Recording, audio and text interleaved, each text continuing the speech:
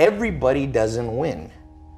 And the sooner you wake up to that biology is ruthless, man, then you get a little fear in you. And when you get a little fear in you, you start listening. Because if you're truly afraid, you listen. Let a little fear come in and drive you and motivate you. We're set up for failure because we think we're going north, but we're going south. That's why 50% of people who get married divorce, 80% of businesses fail. That's why 30% of Americans are on some form of antidepressant medication. That's why 60, 70% of people are overweight. I mean, in a way, we're kind of fucked. But we live in a society that's very narcissistic. You're told like, oh, everybody's a winner. No, not everybody's a winner. That's like saying everybody's blonde. There's a definition of what blonde is. Blonde is like this yellowish hair. So you lose meaning when you start going, everybody's blonde. When you see your life and anytime there should be pain, you go, no, no, no, no. It was just how it was meant to be. No, look yourself in the mirror sometimes and go, you know why I'm not happy? It's because I didn't listen 10 years ago and I got in the wrong career. You know I'm not happy?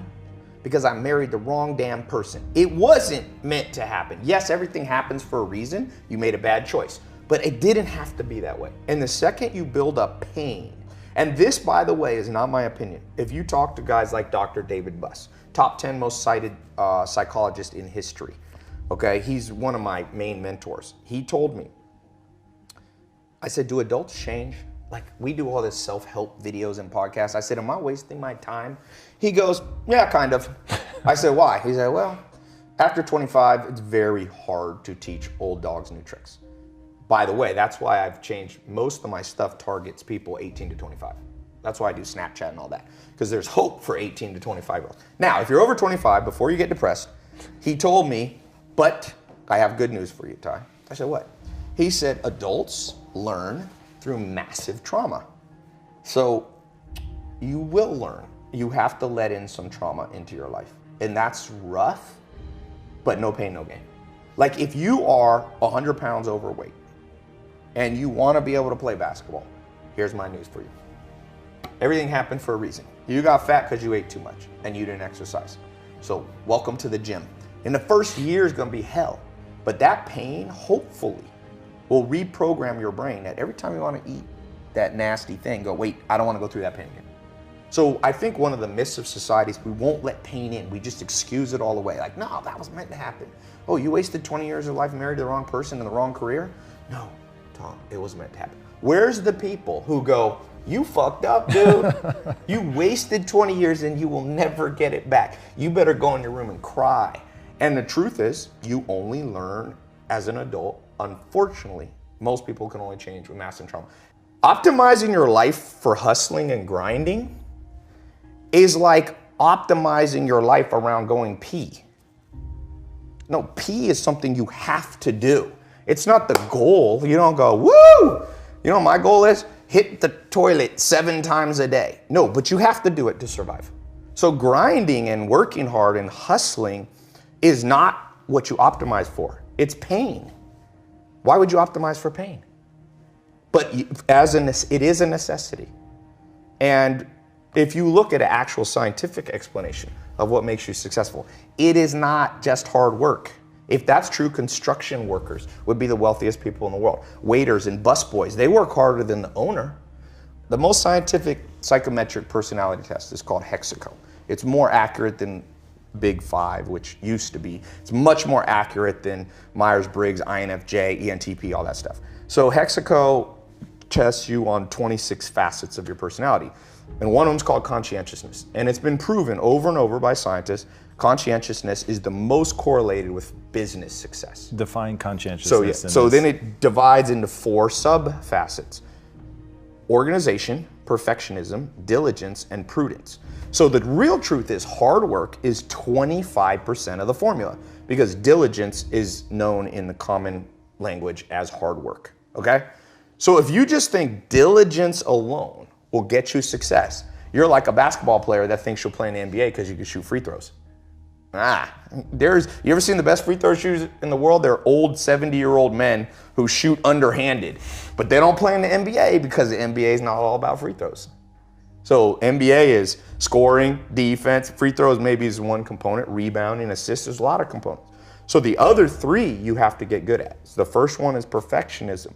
People, you have to know how to double check your work. It's that simple. It doesn't mean you're always a perfectionist, but it means when it's important, when you're a pilot of an airplane, double check before you go. If you get on a plane, you hear the pilots double checking, the co-pilot going, hydraulics. And the guy goes, hydraulics. And that's why planes don't crash. And it's called 6 Sigma. It's 3 defects per million. Your goal in business and in life on the important things is to make 3 mistakes per million transactions. And the only way you do that is by being a perfectionist in terms of double checking. So that's 25%. The next one is organization. I can't tell you how much better my life is, and anybody watching this will be, if you wake up every single day and you take 10 minutes. I have yellow notepads sitting all around my house. I got that from Bill Gates. Bill Gates built Microsoft at 17 by locking himself in a hotel room with 6 yellow notepads, and he wrote out the whole basic code for DOS and things that built Microsoft, okay? He became the richest man in the world 18 years straight because he was organized enough to lock himself in a room and think through his day. And so what I try to do, and whenever I do this, I have a great day. Whenever I don't, I notice it. Be organized a little bit, 10 minutes. I actually have this little couch thing outside of my shower, and I put a notepad by it. I take a shower when I wake up. I walk over to that, I kind of sit there, and I just write out, it can be as little as 3 main projects you want to get done that day. So organization is the other 25%. So now, and then you have diligence, which is hard work, hustle, and perseverance. But the last one is the kicker. And this is what I was talking about, the rewiring that has to happen. The last one is something called prudence. Scientists call this prudence. Prudence is the ability to make the right decision. And I can't tell you how many entrepreneurs and non-entrepreneurs, even me at times too, I'm not special, I'm lumping all of us in this. Because of our upbringing in society, our goal is, let's say our goal is like that camera right there. So let's assume that's north. So I have this compass in my brain, and my goal is to go right there. Let's say it's a mile away, so north. What happens if society, my upbringing in school, wired my compass exactly backwards? So I think, let's say I can't see that camera, but I know I want to go north. So I pull out my compass, and it points that way. So I just take off walking. And I do it in an organized fashion. I do it in a perfectionist manner. I'm perfecting my steps and my posture. I'm also working on, hard work and hustle. Keep walking towards your goal. Well, the truth is, if you go south when you should go north, you could have gone 1 mile, but the earth is about 24,000 miles in circumference. So you get to walk 24,000 miles, and you'll come up on the backside, and you will get your goal. That's most entrepreneurs. The average person takes 20 years to become a millionaire. 90% of businesses fail within the first 5 years, 80 to 90, depending on what statistic. Most people, I did the math once, the average American has $60,000 saved by the time they're about 60 years old. So my answer, I did the math, you can do this with a simple financial calculator. Everybody in America, your parents, everybody you know will be a millionaire if they live to 160. At 160 years old, if you take 60 grand at age 60 and you give it a decent return on investment, 8%, 10%, you'll be a millionaire at 160. But the problem is, the great philosopher, I think it was Aristotle or Socrates, said, the problem is art is long, but life is short. The art of living and getting to your objective is long, but it doesn't have to be. It's long if your compass is backwards. So the whole point of what I was saying about adventure at the beginning is I'm trying to take myself and point it to the true north. And you have to learn that from books and mentors and life experience and listening and finding in-person mentors and all those things. They help adjust your compass. And most people are going to get what they want just about 40 years longer. Are there like key principles though that you can use to turn that compass so north actually points north? Yes. First one is just like Alcoholics Anonymous, admit you're lost. And that one's hard for people. You tell people, even for me, sometimes I want to think I'm smart and I got it all figured out. And sometimes I'm like, wait a sec, I'm still lost.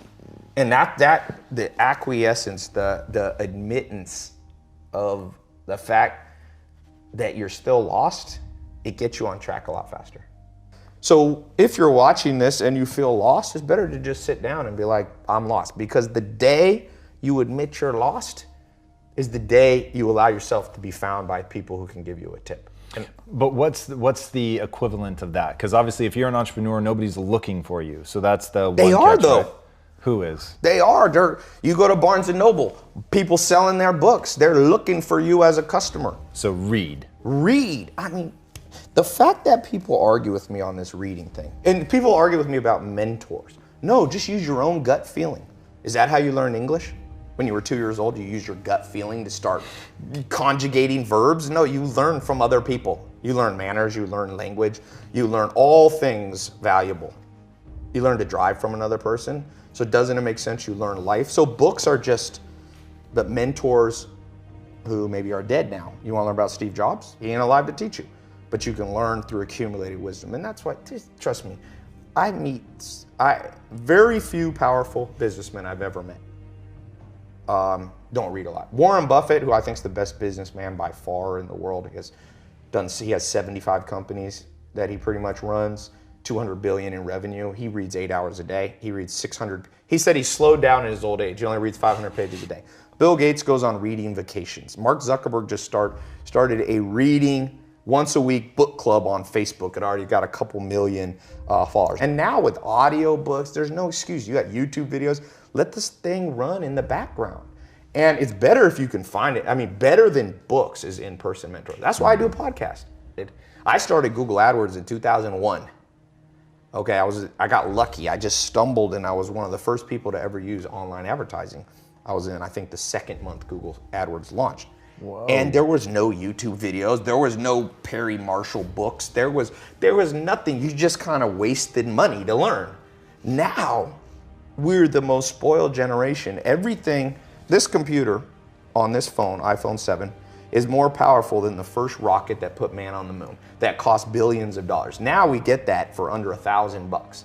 And people are still like, I'm lost. Yes, you're lost. Sit down and then open up Safari and go, how to do Google Ads.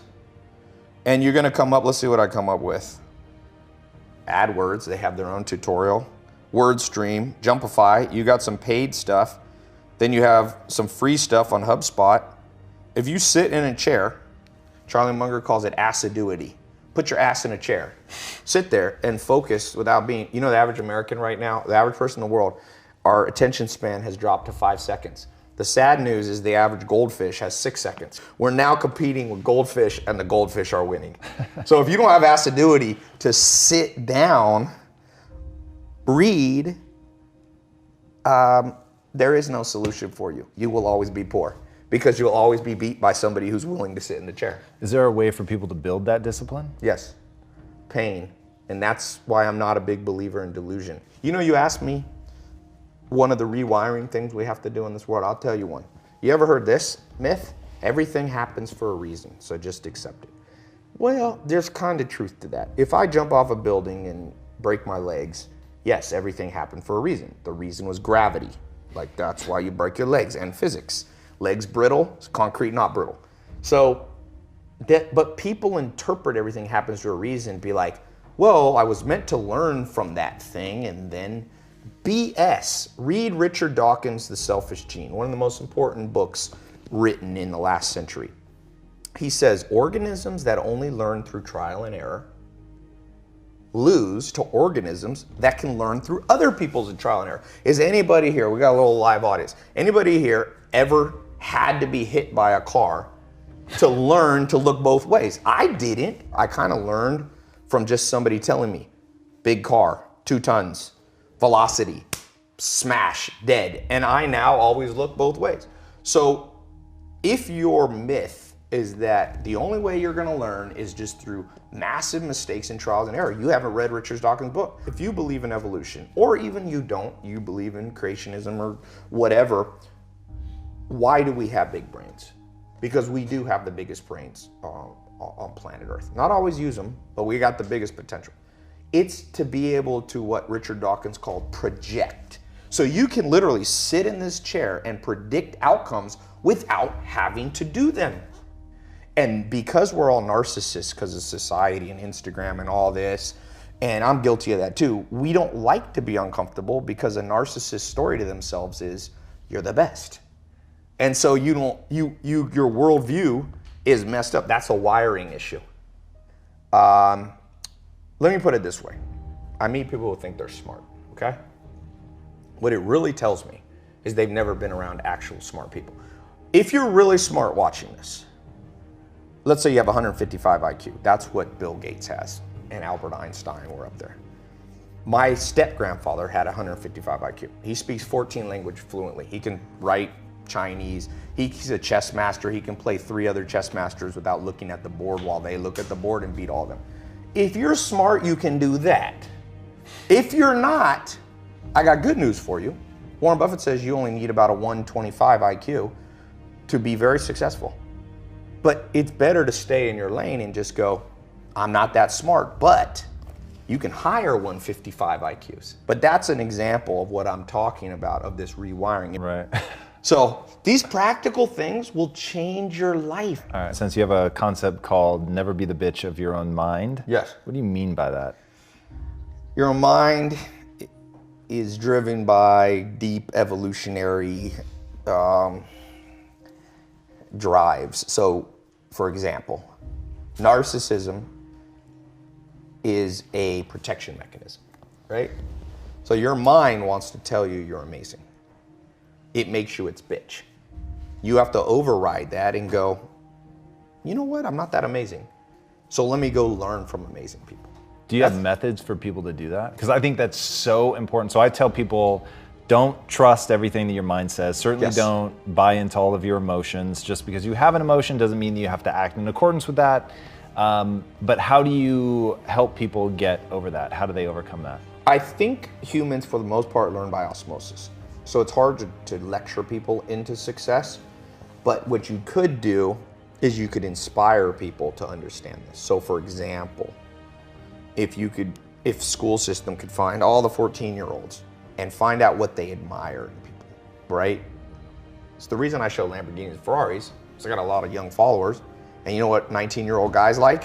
Lamborghinis and Ferraris. So I show that part of my life because then they listen to the other stuff. So first you gotta lead by inspiration. This has been proven over. You cannot pound stuff into people's brain. People actually do the opposite. When parents tell their kids, you gotta read, nobody reads.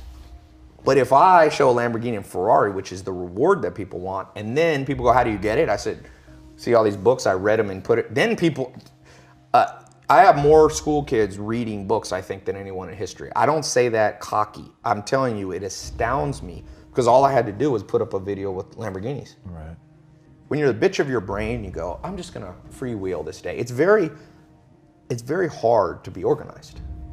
Dogs aren't organized. Do you ever see your dog organizing day? So if you wanna, you can either act on the animal side, which is just a wing life, or you can operate from a sense of logic and duty. And so I learned somewhat, I'm not even as good as Joel, to not be the bitch of my mind by just being around him for a while.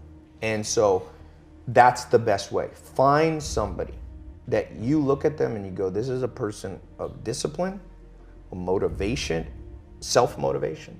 They don't need external motivation. They're motivated from within, and spend all the time you can around them.